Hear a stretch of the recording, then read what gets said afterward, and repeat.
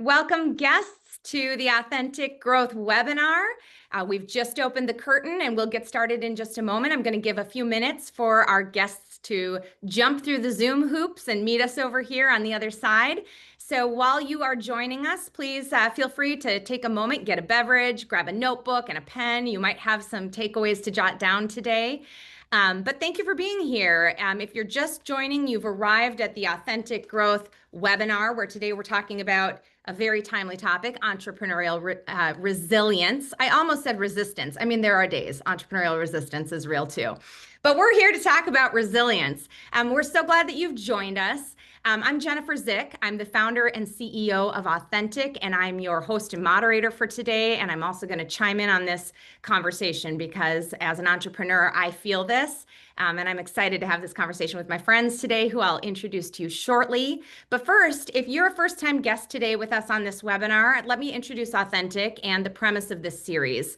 Authentic is a fractional chief marketing officer firm and strategic growth partner to entrepreneurial businesses. We help growing businesses to overcome random acts of marketing and confidently take the next right step in healthy growth. And so we usually work with businesses between 5 to 100 million in annual revenue, although that swings on either side, but we work across industries and business models. And that purview gives us insight into what's happening in a lot of different businesses right now today. So I'm excited to bring some of those insights to the table.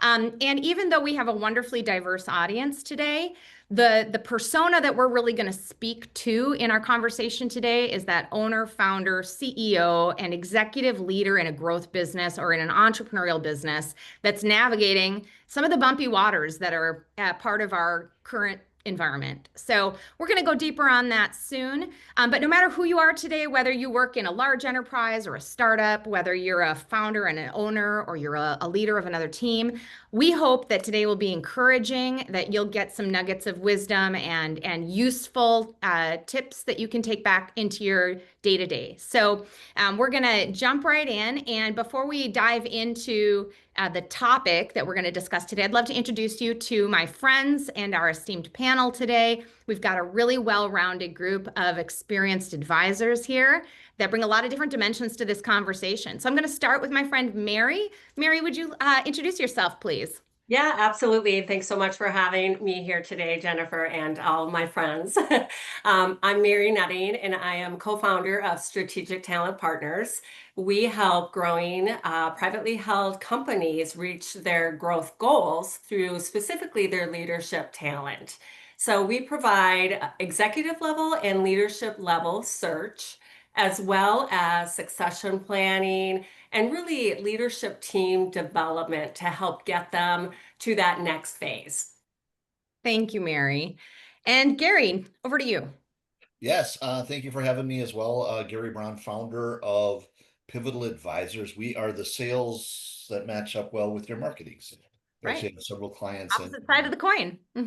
several clients in common. We work with a lot of small, mid-sized companies that get to a certain point in their growth and they can't figure out how to get to that next level. And it could be we don't have good system process, we don't have the right team, we don't have the right leader, we don't have good accountability, whatever else. We help them get a system in place that turns into their sales machine that can help them get to the next level. And we do that through fractional sales management services. Sometimes we coach their leader. We have peer groups, but we're the sales to your marketing, Jennifer. Yes. Yeah, we're good cousins out there in the world. We appreciate you. And Bill, welcome to the Authentic Growth webinar. Tell us about yourself. Thank you, Jennifer. Bill Ulrich, the Resultants. We're a business advisory firm, and we are kind of a similar ICP as everybody else on this call, but we work with leadership teams and help them install what we call a business operating system. So everybody needs a little structure in their life to keep them focused on the big issues of the day to help their companies go further faster, and that's our focus. I love that.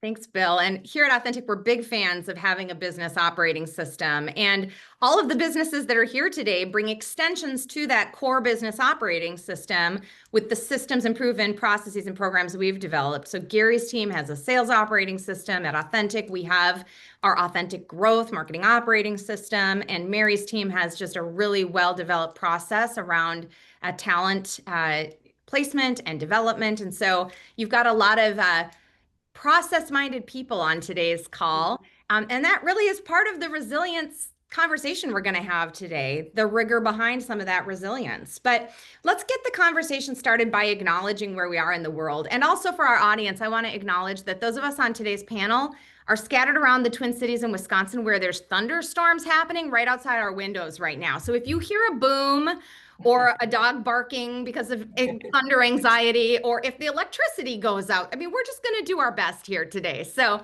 thank you for weathering. But I feel like the weather outside of our windows is such a great analogy to kind of what's happening around us in this world. And it kind of sets the tone. Maybe the sun will come out right at the end of this webinar, which will be exactly where, you know, to see a rainbow and all of the sunbeams coming our way. But in the meanwhile, we're living in a world that has felt really uncertain for quite some time in different ways, and it keeps changing.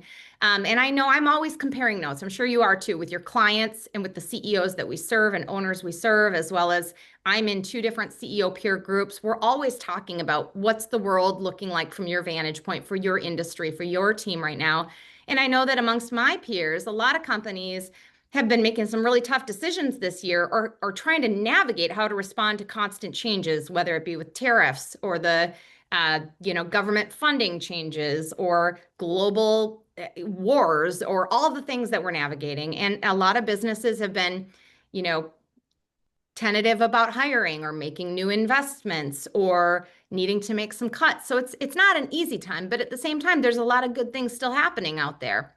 And I'm excited to have this conversation today because I know that those of us in this room, either with literal or figurative gray hair, Mary and I have no gray hair, but we've all lived long enough, wink, wink, we've all lived long enough to know that everything happens in cycles. And you live through it, you build that resilience muscle. So we're here to share from our vantage points something that's going to help business owners today. And I'm going to start with you, Bill. Help me understand, as you're talking with your clients and founders and owners and leaders, given the current volatility of the market, what are you seeing in how they're adjusting their strategies, not just to like get through what's happening right now, but setting them up for future success? What are you seeing? And also, what's your team advising? Yeah, so 2 things stand out to me in this environment. And one is focus. Of 4 separate engagements, 4 different company sizes from small to massive, they are all looking at SKUs, numbers of SKUs. They're looking at their core business model and focusing in on what can they work on that's actually going to move them the needle. All the noise, all the shiny objects, they're putting their hands up and they're saying enough. Okay, we need to refocus and understand where we are best going to succeed. They're also sharpening their pencils. They're getting very clear on making decisions that are fact-based. No more gut decisions. We're making fact-based decisions. So we're doing recon in the numbers to make sure that the decisions we're making are solid as we move forward. And then lastly, I know I said 2, but I'll give you 3. All of them are getting proactive and they're saying no to reactivity. They are deciding to go on the offensive versus sitting back and waiting. Oh, so they're overcoming random acts. I love that. And what you're sharing makes me feel like you were in my conference room 2 weeks ago when we made the hard decision to shut down a program we just stood up this year, because I'm like, this, as well intended as it was, is turning into a distraction in a time when we can't afford any distractions. Right. So Gary or Mary, thoughts on this topic, like what you're seeing in strategy adjustment? Gary? Sure. Yeah, I've got several thoughts. This isn't the first time we've gone through this. I No. mean, I think about the dot-com bust right at the turn of 2000. We started our business in 2008, which was an awesome time to start a company, right when we were entering a recession. We went through all of this when we had the pandemic hit. This is not the first time. It won't be the last time. What I see is the companies that communicate really well as a leadership team. They're constantly talking about what are you seeing, what are you hearing, and coming up with options. So it could go this way. If it does, what's our plan? If it doesn't go that way, it could go this way. What's our plan? I during the pandemic, I talked to Rhoda Olson, brilliant woman. She was the CEO of Great Clips. And imagine Great Clips in the pandemic, all the salons are shut down. I mean, they're just shut down. You can't do anything. And she says, we met every day, communicate every day. What are our options? What are we doing? And she says, a crisis is only, I'll never forget that a crisis is only a crisis until you have a plan. Once you have a plan, it's just about executing the plan. It's not sitting back and reacting to, oh my gosh, what's going to happen. And I thought that was just brilliant advice. I brought that up so many different times, but don't sit back and wait. Let's see what our options are. Where could it go? And what's our plan if it goes that way? Mm-hmm. That's so wise. And what about you, Mary, as you're talking amongst your peers and Yeah, well, I think, what Bill said about being on the offensive and then also, just the focus, it requires different skills, and, from a leadership team perspective, which I'm actually going to get into when I know you ask me my question. So, yes. This conversation reminds me a little bit, though, of the famous saying, and I won't get it quite right, but like, you don't really know who's swimming naked till the tide goes out.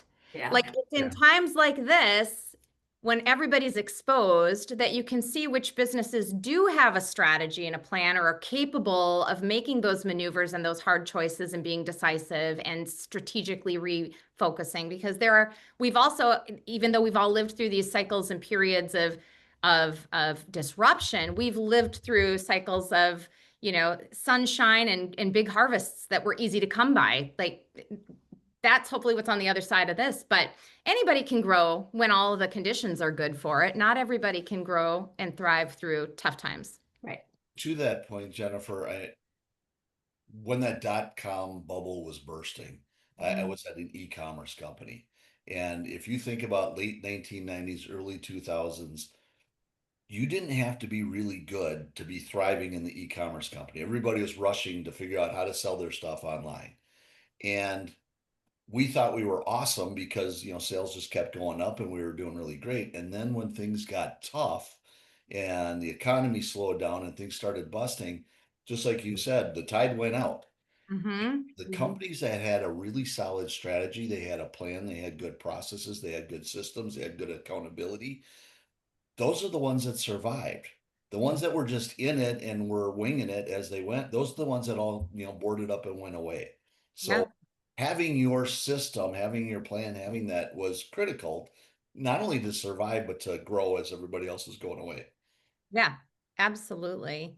Absolutely. And before I move on to the next question I have for Mary, which I'm excited to throw onto the table, I want to mention what I failed to mention as I opened this up. In the audience, I know you're going to have some questions for these wise panelists as we go. We're not going to stop along the way to answer them, but there at the bottom of your Zoom page, there should be a Q&A feature. There's also a chat feature, ignore that, but look for the Q&A feature, drop a question into the Q&A. I'm going to try to leave some time at the end of our conversation to take a few questions from the audience. So grab your notebook, put your question in the Q&A, and we'll try to get to it. So Mary, talent is always critical. It's always like the foundation of a healthy business. But as companies are navigating these uncertain times, the word we're all tired of, uncertain, but it's there, talent retention and acquisition become even more critical. So what strategies do you find are the most effective to identify, attract, and retain the right people in the right seats in your organization when things are uncertain in the world? Yeah. Well, that's a loaded question because there's so many different avenues that I could go. But, in thinking about this and just playing off of what Gary shared about Rhoda and Great Clips, being able to bring talented people to the table to brainstorm ideas and to think about different opportunities is absolutely critical in today's business climate. And so we're really seeing this need for more growth-based leaders. And when I talk about growth-based leaders, it's not just the individual leader or CEO that is going to webinars like this or reading blogs or going to peer groups. Those things are all very, very important. But it goes beyond that. It's really creating a culture of growth-minded people. And, that starts with, allowing people to challenge the status quo, looking at continuously making your processes more efficient. It is creating an environment where people feel safe to take risks and then to provide coaching and development around mistakes to create learning opportunities. So it really is a shift that we're seeing in terms of, first of all, the leaders having this growth-based mindset that allows this culture to foster, people being attracted to this organization where they can use their voice. And that can be difficult sometimes in a very hierarchical organizational structure, because how do you get people's voices to be heard, right? And so there's another shift that we're seeing where it's really important to bring people together from different functional areas. We call this kind of a matrixed environment. You see that a lot in big companies. You don't see it as much in entrepreneurial organizations. And I think that is a trend that is certainly here to stay. And it's being, allowing you to bring people of, diverse perspectives and functional expertise and get their thoughts to get the best problem solving and, quite frankly, innovation. I love that. That's going to make a great soundbite after this webinar is done. But I want to speak into that because in my last week in one of my CEO roundtable groups, we were having a lot of different conversations, a lot of different issues we were discussing. But my coach offered, and I took this down as like a statement that I love, as you're building innovative, growth-minded leaders in your team, and everybody's a leader in your company. To be entrepreneurial, you need everybody to be a leader.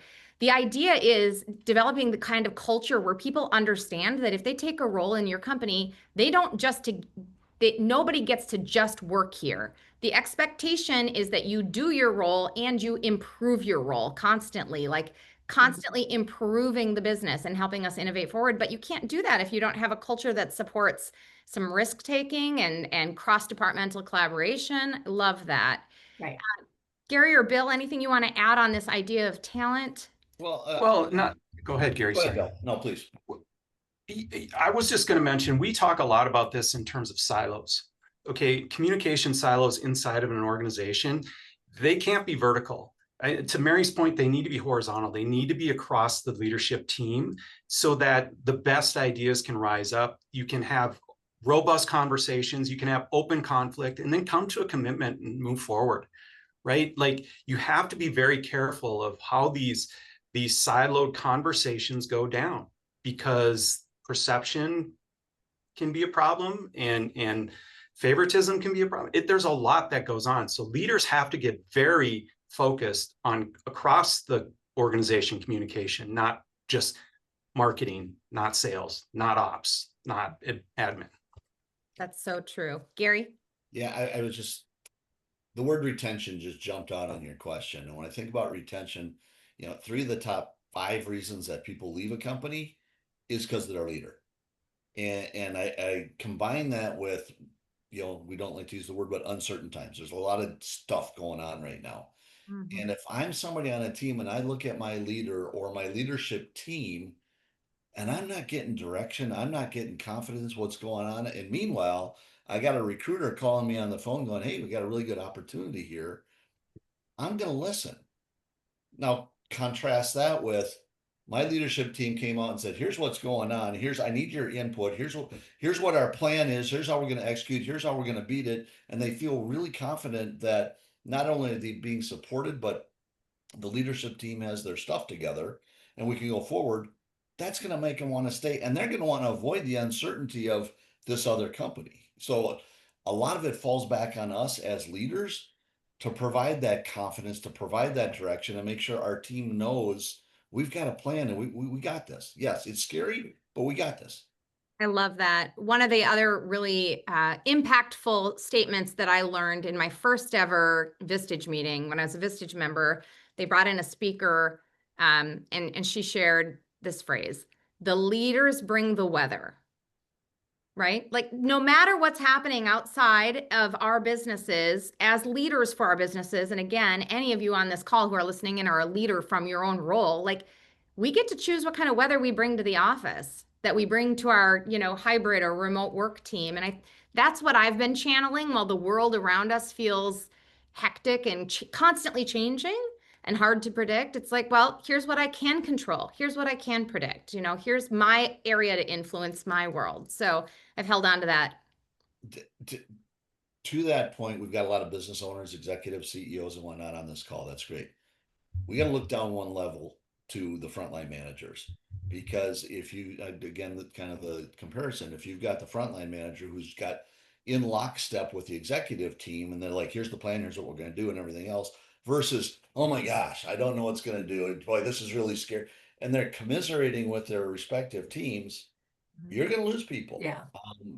We need to make sure that not only do we have our plan and our approach together, but we're equipping our frontline sales leaders, or whatever departmental leaders, that they're communicating well. And guess what? Most of them have never been trained on that stuff. You know, they got Exactly. promoted because they're really good in whatever specialty they were in, and now they're here and they're supposed to just know how to be a leader. That's not the case. When I touched on the organizational structure, because Gary, you're absolutely right. You have to bring it down functionally, right? But how do we then get that cross-functional conversation and communication going? You know, Bill talked about that. The silos are one of the biggest dangers in terms of squelching innovation and being able to pivot quickly, you know? So it's, you know, I think it's a combination, right, of getting everybody involved in the organization, but also continuously talking cross-functionally. So good.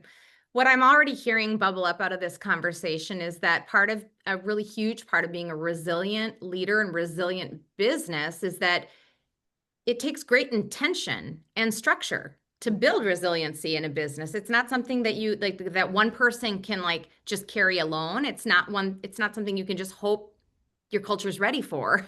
It takes great intention, proactivity, and structure to build resilient businesses. Gary, I want to come back to you and dig a little deeper on the topic of talent, but go drill down into your area, which is sales. Obviously, when economics are high pressure times, sales teams face extra pressure. So, what approaches do you see successful sales organizations and leaders implement to maintain revenue growth, focus, and great positive attitudes in the face of tough economies? Yeah, I'm gonna sound a little bit like a broken record here, but I go back to my plan and my systems and accountability to it. So if we have a plan and things are getting tough, salespeople do some weird stuff. They start getting desperate. They start chasing weird deals. They want to put anything on the board. And if I'm a less experienced sales leader and I let that happen and go, okay, let's put it on the board, you're basically telling them that's okay. Keep doing that. And that's not where we get our business. If we come back and go, it's a tight time, here's where we're going to focus because here's our biggest chance to win. And then we hold them to that. And when they start getting weird and bringing weird stuff to us, we go, hey, that wasn't part of our plan. Mhm. And we're positive about it. We're not whacking them over the head with a 2x4, but we're like, glad you're doing that. But remember, our plan was this. And let's do this. And what's our plan? And I love, especially during tough times, frequency of the touches. I think one of the most important things a sales leader can do is have weekly one-on-ones. And it isn't about, hey Mary, what's going on with the Johnson account? Hey Bill, what's going on with XYZ? It's about, what's your plan for the week? How did we do against our plan last week? Who we focus on? What are the things that we're going to get done? And when they do it, rock on, man. You guys did a great job. This is really good. Or if they didn't do it, it's like, okay, we got some of it done. What got in the way? What do we need to do differently next week? But it's not whack them over the head. Too many sales leaders, it's like, our numbers are down. Go out there and get them, guys. You want to drive people away. I go back to the top 3 or 5 reasons people leave. It's got to be structured, intentional, accountable, but in a positive way. Yeah, I love that. And I know, as somebody who grew up in sales and sales management before I became a marketing leader, I appreciate that because there are times if you, as a salesperson, if you can hold on to the belief of the value of what your business is bringing to the world, and you can hold on to the fact that your manager is believing in you and equipping you, you can weather some bumpy economic times and still know you're playing the long game, even as a seller, which is hard. It's hard to keep sales teams focused on the long game when they've got, right now quotas to hit. But it really comes back down to like culture and talent. And that applies for a sales team too. Jennifer, I want to touch on something you said. Everybody in the company sells. And, for those of us who don't have a formal sales background, sales can be kind of a scary thing, right? It's like, oh, I don't sell. And I think one of the things that, even we're doing in our organization is breaking down the parts of, selling, relationship building, great customer service, meeting new people, helping others, and figuring out where that can add value in terms of business development for your company and how you can apply that to any role within the company. So, yeah, you need both, right? You need the sales formal organization and holding people accountable and having a process, but everybody can partake. That's brilliant, Marian. It's so true. And it dovetails perfectly into what I talk about in the sphere of marketing and brand. Marketing is the whole business. Everybody in the business delivers on the brand. The brand is the promise your business has made to the world, and it's the whether or not the people who've heard that promise are you fulfilling it? What is your consistency? Are you developing trust? And that comes down to every role in the organization, down to the back office. And if someone has a question on an invoice, what's our response time? How polite are we? How thorough are we in following up on that? That's all part of the brand experience. So everyone in the organization sells and everyone's a brand champion. It's all true. Bill, I think you had a thought to add. Well, it's that customer journey, right? And you have to be very clear from the top of the organization to the bottom of the organization what the standards are of how we treat people. Yes. And that's a go, no go type of thing for a lot of organizations. If you can't hold up our standards, maybe you're not the right person. We need to reevaluate. And in a tough economy, when companies could go sideways, talent's going to start leaking out too. So there's going to be opportunities here for people who have their house in order and are very clear on opportunities and communicate those, and then bring somebody in and they can actually see the environment as tight, as thoughtful, as nothing here is random. It is absolutely intentional. Yes.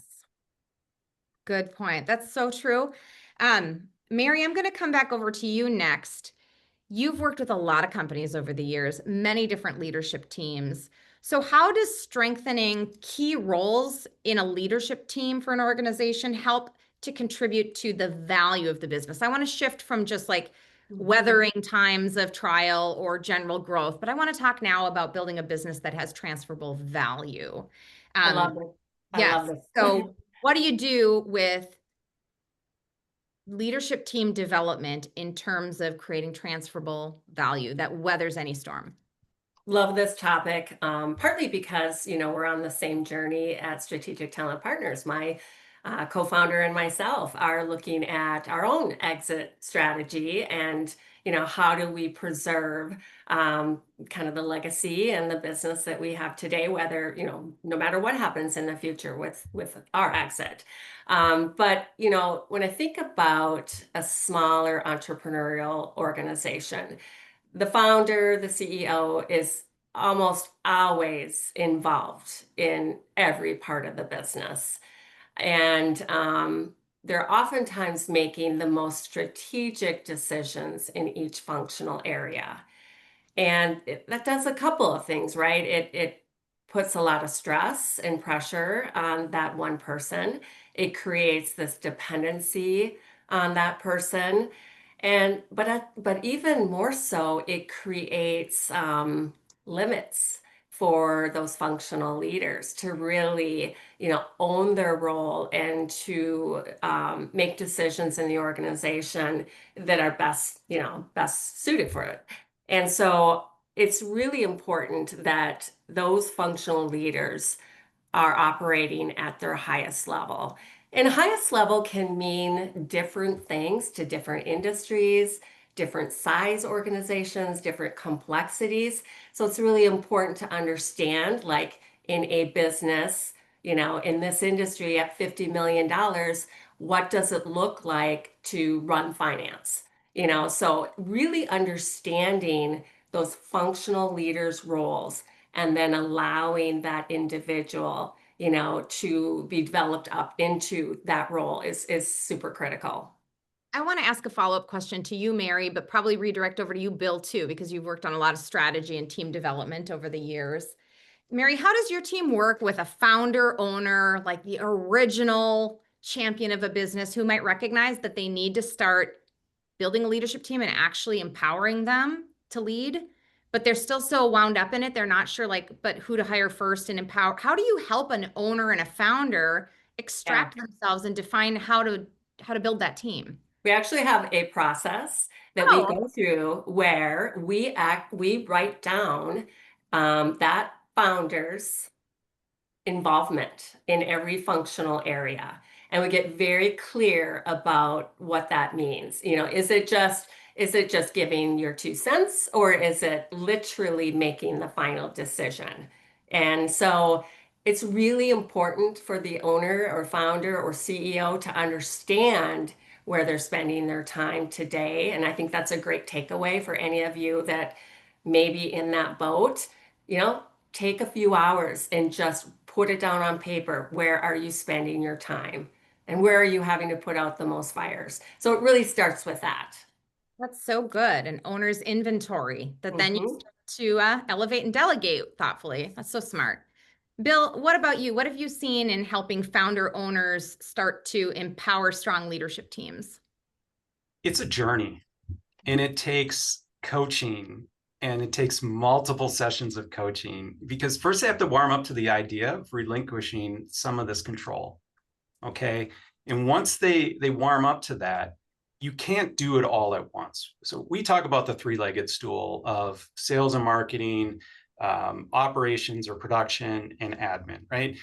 If you are the founder leader and you are serving the functional boxes above each of those areas, you can't hand them all off at one time. So first we have to warm up to the idea of handing something off. Next, we have to begin to build a plan of how we do that. And then it's rinse and repeat. We'll do it again and we'll do it again. And how far, owner, founder, do you want to go? Do you want to end up just as the visionary? Or do you actually want to run any of this? There's no wrong answer there. Just get intentional about how you're approaching it. If you want to create value, okay? If you're good enough with the lifestyle business you've created, then I have no opinion. But if you tell me you want to create value, well, then this is the work that we need to do. That's so good. And I appreciate that you leave space to acknowledge that different founders are motivated by different things in different ways. Some want to just work inside of a business that they enjoy being a practitioner in until they, decide they don't want to do that. And some want to have a meaningful, valuable exit and build a substantial team. And I fall in that latter camp. And a lot of this, speaks directly to me because I started my business 8 years ago, knowing that the most important job I could do was to fire myself from jobs along the way. But that is so hard because you become so invested and it's so much of your baby too. So this is not easy. So, but thank you for acknowledging there's a lot of shapes to this. Gary? Yeah, I was just gonna say we have this discussion often with business owners, especially when they've been the one managing sales and now they're like handing it off, and it's tough for them. And you got to get to the core root of why, and it's usually comes down to some factor of I can do it better, or I don't trust them to do that, and everything else. So they're constantly battling that, and we want to show them, okay, so are you cool with rather than getting a 4 to 6 times multiple on your EBITDA, getting a 1 to 2 times? Mhm. Because the long-term effect is you're going to get a lot less for your business if everything flows for you. To Bill's point, if you want to go that way, that's fine. If you really want to scale this thing, you got to decide how you're going to hand stuff off. And we have this cool tool, can be used in any parts of the company, but it's called an ask, do, tell. So whenever you're bringing somebody up for a leadership position, here's all the decisions that get made. So it's just columns, and you go, here's the ones, ask me before you do it, because I want some input. Here's the ones, just go do it. And the last column is, you can do it, but tell me you're doing it so I'm in the loop, and I might have some input.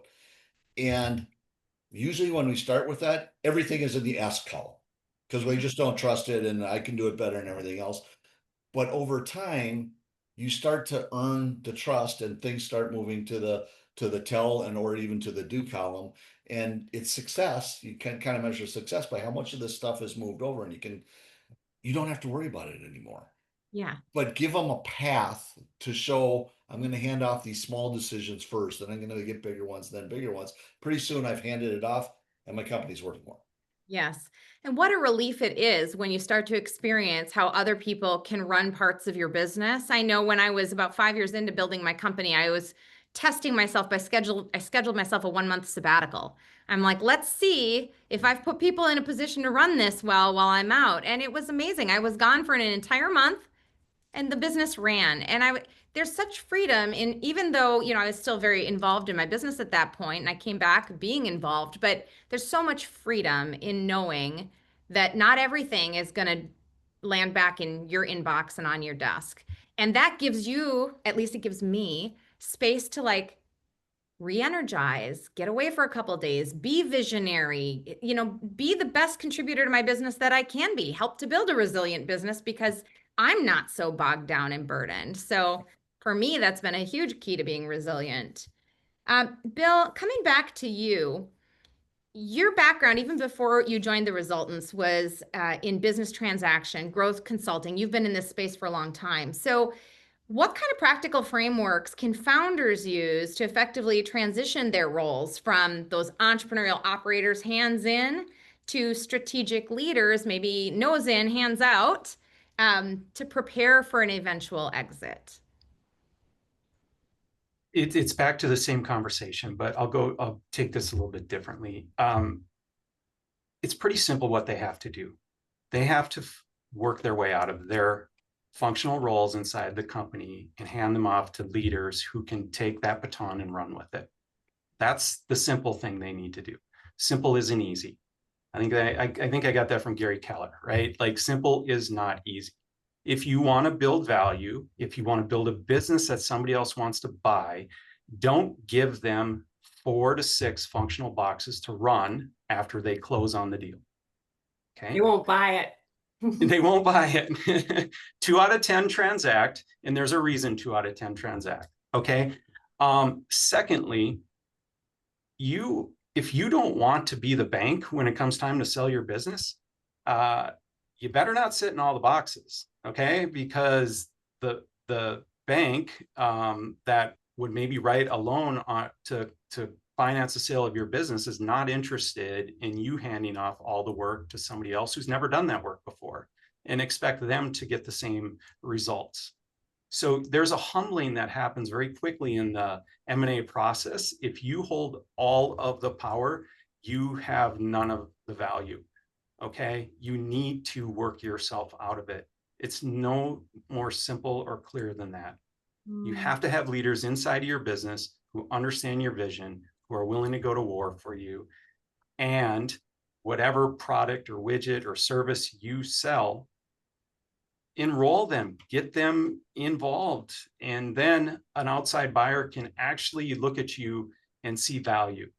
Mm-hmm. And if you want to see sadness on a person's face, go through a buyer-seller meeting where the buyer is asking, "Oh, what's your role in this business?" And they list off every functional role, and they say, "Well, thank you very much.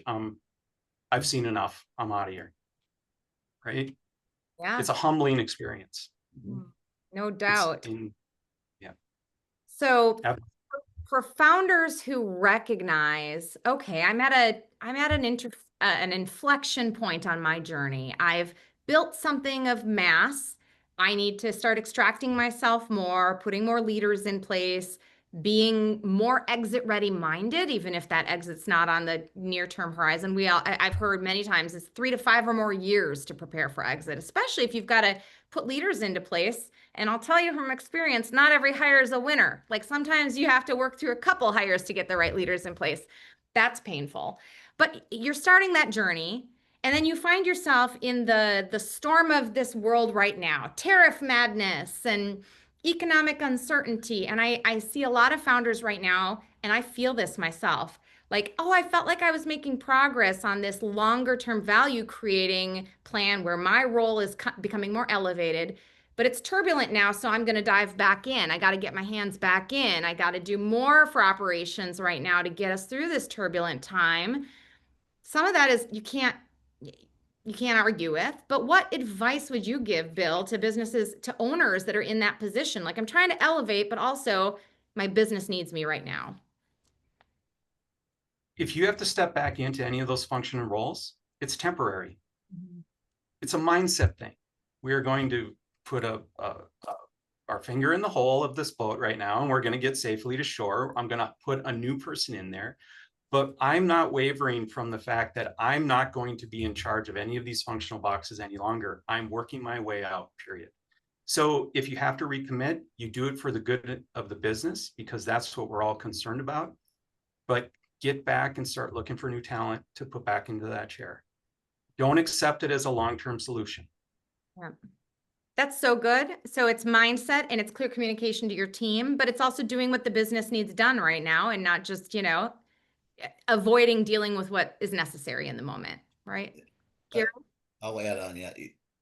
Nobody's trained us either on how to get through all these hard, turbulent times, right? So we're winging it a little bit. I'll say if your tendency is to just dive right back in and take over, you're undermining the people that you put into that position. If your mindset is let's see what these people can do, and rather than say, here's what we're going to do, team, you go, okay, Jennifer, you've got marketing, what's your plan? Mary, you've got talent, what is our plan? Bill, you've got this, what is our plan? And come back. You can certainly have an opinion and you can certainly provide input, but there's a big difference between empowering them to come up with some things versus you're just going to take over and give direction, even if it's on a temporary basis. There's some things you're going to have to step into, but you hired these people and you put them in place for a reason. Now let's battle test them and see if they can come up with something. And if we can all get in a room and say, all right, team, here's what it is. Don't give them the answer. What should we do about it? And you sit back and say, let's listen. That's way different than just diving back in. Oh, Totally. Gary, I love that. I can't tell you how many times being in executive search, I have talked to a very seasoned executive who is like, oh, I've grown businesses like that, been there, done that. I know exactly, what to do, come in and, turn this around. And it's like, that was a different time. That was, you had a different generation of talent. And I think, while when you need to pivot, you need that leader, that owner perspective. It is such a perfect time to get, your talent together and get the ideas out on the table and challenge the status quo. Challenge that, you're doing this because it's what you've always done. And who knows what could come out of that. Like And Rhoda Olson and yeah, Great Clips. and I'm going to make a blanket statement. Small businesses have not been historically great at hiring leaders. Right. Hire somebody who's from their industry, who's got a good track record and the references are good. And hey, the interview went well, and maybe we did an assessment, and that's it. Weren't all leaders are not created equal. Some are more strategic, some are more executional, some are good in the field, some are good at building things while others are good at managing things. You got to figure out what kind of leader do you need and then craft your whole interview process around that. But we call it the sales leader dilemma. Is most sales leaders fail on their first time being a sales leader. Like 80% of them fail. But now I'm an experienced sales leader and I go to a different company and hey, I'm from the industry and I've got experience managing and everything. And I can't tell you how many times I've talked to a CEO and says, well, I assume they know how to do that because that's part of their job. No, nobody's ever taught them. And by the way, you didn't interview for that either. So the big thing that we say is if you're gonna, it's a buy or build decision. If you're gonna buy, really look under the cover and see if they got the skills that you need for your company. But if you're gonna build, invest in the leader, teach them how to do a lot of this stuff because that's a big missing piece in a lot of companies. Oh, so true. And just go ahead, Bill. Well, what Gary's explaining is that's the head coach coordinator philosophy. Okay. I, as a head coach, I have a plan for this team, but I'm there to support my coordinators. They go out and build the plans in all of our right? Like for all our functional boxes type of thing. Become a coach. Don't become necessarily the doer.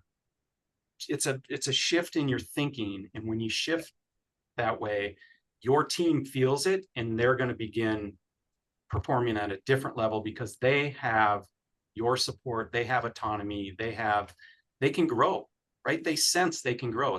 They're not limited anymore by one person. Yes. And I want to take on to something that Mary was talking about when you're interviewing leaders and they're like, oh, I know exactly how to get in there and be the change agent, and I've done this before.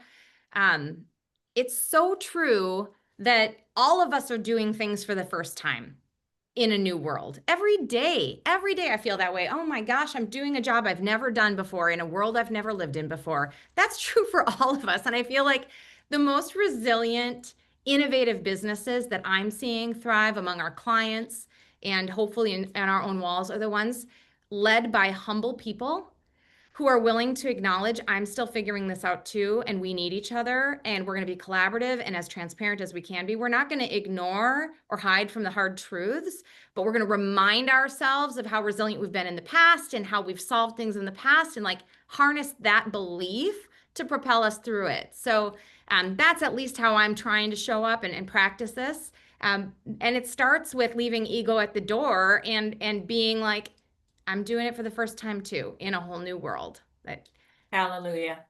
yeah, seriously. Well, I've got one final question for this whole lineup of panelists, and I'm going to start with you, Gary. If you could share one piece of actionable advice for entrepreneurial leaders who are facing the new world we're in today, with all of its uncertainties, what advice would you give them? Leverage your team, invest and leverage your leaders. Don't provide the answers. It's a little bit of what we just talked about. But when you get into a situation, if you really want to develop them, if you really want to see what they've got, if you really want to see if you got the right team in place, when you come into a room, ask, don't tell. Mm. You come in there and you start saying, what do you think we do? What's your ideas? Here's some things to think about. What's our best approach? But you become more of the facilitator. You can still be the final decision maker. Don't get me wrong there. But if you want to leverage your team so it's not so dependent on you, and by the way, they have brilliant ideas, things that you haven't thought about. If you're leveraging their team, they're going to come up with stuff that you would have never even conceived. So leverage your team, ask a lot more, facilitate, and don't just be I'm the hero and I'm going to provide all the answers. That's so good. What about you, Mary? Well, building off of that, that would be my number one. So number two would be to create an environment that facilitates that, right? So I talked a little bit earlier about, creating that environment where it's okay and safe to take risks, calculated risks, right? And when you make mistakes, coach and develop together to learn from those, mistakes so that the decisions get better and better over time. So it's really just creating that environment to get people's opinions and then to try things. Yeah, love that. Bill, what's your advice? Well, if you don't have a team, please begin building one. Okay, so that you can begin to offload some of this work. And as you build your team, make a commitment to not being the smartest person in the room. Find people who are going to take you further and coach them and support them and communicate well with them and do the kinds of things that you would want done to you if you were in their chair. Become a leader. That's so good. I sat in one of my peer groups. I'm in a CEO peer group as well. And we had a great speaker, and he says, sometimes we just can't help it. And even just based on our personality or how strong we are and whatnot, we just kind of take over. And you have to be intentional about it. And he says, rather than come in and say, here's a plan I'm thinking about, and everybody's like, I know where this is going. The plan's done. You have to be super intentional and come in there and go, here's a plan. I'm thinking about it. I know it's got holes in it. Your job, guys, is to poke holes in the deal today. Now you just created a whole different expectation. And they're like, really? Is he going to let us poke holes and stuff? But your words matter, how you show up and how your words. And when they do respond, even if you violently disagree, it's like, well, that's one alternative. And you got to keep facilitating this out. Even if it's the stupidest idea in the world, you got to keep facilitating this stuff out because as soon as you shut somebody down, the rest of the group goes, oh, okay, we're not doing that anymore. So Right. you have to be so intentional as a leader to make it safe for people to suggest things, to do things. Otherwise, you will be confined to you, and that doesn't scale. That's And so true. Gary, you made a great distinction. You don't just give it to everybody to figure out, right? And do this and say, I'm going to go on vacation. I'll come back and you guys have it figured out. You have to create some sort of, sense of vision and high level strategy, right? And maybe even some ideas. But then to ask for that feedback, that's great. Yeah, and I know this will shock all of you, but I tend to be a pretty high energy, fiery, full of words kind of leader over here at Authentic. And so after one of our most recent offsites as a leadership team, I came away with like the goal of the quarter for me was to be more literal with my leadership team about when am I asking for input or when am I giving directives? Because I'm thinking out loud all the time. And you don't realize when you're the CEO and you're thinking out loud that people are like, this is what she's asking us to do. When in my heart of hearts, I'm just asking for their input, right? So being intentional, being aware of oneself and having to be like really literal. Sometimes I just need to stop the meeting and say, just so you know, that was not a directive. I'm just floating an idea. I want your ideas too. So some of these things are hard to put into practice. But again, like as I recap on this great, rich conversation we've had over a number of topics, what I am taking away, and this is so applicable for me today and probably for all of us, this has been, like I said in my LinkedIn post today, this has been a therapy session as a founder to just be with you all today. I hope it has been for our guests as well. But building resilient businesses takes intention, it takes proactivity, it takes structure. And if I were to add to that last word of advice, the round we did there, my advice to our guests would be like, look up and play the long game. Like, don't let what's changing around us in the world today freak you out and take you off of your long-term vision. You might have to change some of the strategies and some of the approaches, but like, play the long game. Look beyond where we are right now and ask yourself, are the decisions I'm making today going to still be in alignment with where I want to be 1 to 3 to 5 years from now? So that's where we're at. We're here playing the long game and helping our clients do the same with no random acts of marketing right now. Like, let's remember, what is the brand we're trying to build and what is the pathway to get there and building long-term trust. So we're all cheering you all on. And if you're watching today and you don't yet know Mary, Gary, Bill, and their teams, or myself and my team, I hope you'll get more acquainted with our businesses because they are invited here as my guests today because they are truly help-first leaders and companies. They want what's best for your business, and they've got a track record of helping so many businesses grow through all different kinds of changes. And we do have a couple minutes for questions, but before I take a couple questions, I want to make sure I share that all of the businesses represented on this meeting today, as well as several other partners, are joining forces to put together a really fantastic full-day conference coming up in the Twin Cities this fall. So if you're not familiar with the Twin Cities Business Growth Conference, it will be held on November 20th at the Metropolitan Ballroom. This is a conference designed exclusively for owners and CEOs of growth businesses. So companies with 10 or more employees who are getting to critical mass or they're beyond that critical mass and they're looking for better value creation strategies, even more leadership development ideas. We're going to be bringing together a full day of content across the disciplines that we all lead, really to help support local owners and leaders in being resilient growth businesses. So there will be more that we'll be sharing about the conference soon. But if you're an owner or a CEO on this call today, we would love for you to join us live and in person here in the Twin Cities on November 20th. So thanks for joining us today. Let me go over to some of our questions here. And I'm going to just jump in right on Pete's question because his name's on his question. So Pete posed a question. I haven't read it yet, so I'm going to read it out loud for Bill. Pete agrees that this environment is creating an opportunity to optimize your operating model, control what you can control. Along with the financial metrics that you mentioned, what are the next 2 operational model areas that you're likely to point clients to focus on? Okay, so help me understand, because I'm sorry, it's we've got the framework, we're working on the framework, we're getting super clear on where we're going, we're getting clear on our metrics. After that, I'm working on my team. I'm beginning to optimize my team, right people, right seats. That is I'm doing that before I'm doing the other stuff, actually, because I want to make sure I have the right team members in place. And then it's once you have that and you begin optimizing your what we call the three-legged stool. So know who's doing what, like roles and responsibilities. Get super clear on what everybody inside this organization should be focused on. Give them the 20% to focus on that's going to move the needle 80%. Okay. So if I understood the question right, that's where I'm going with it. I'm digging into my people and I'm making sure they are absolutely in the right chair doing work that's uniquely suited to them. Great, great. This is an interesting question that I want to pose for all of you or any of you who have a perspective on it.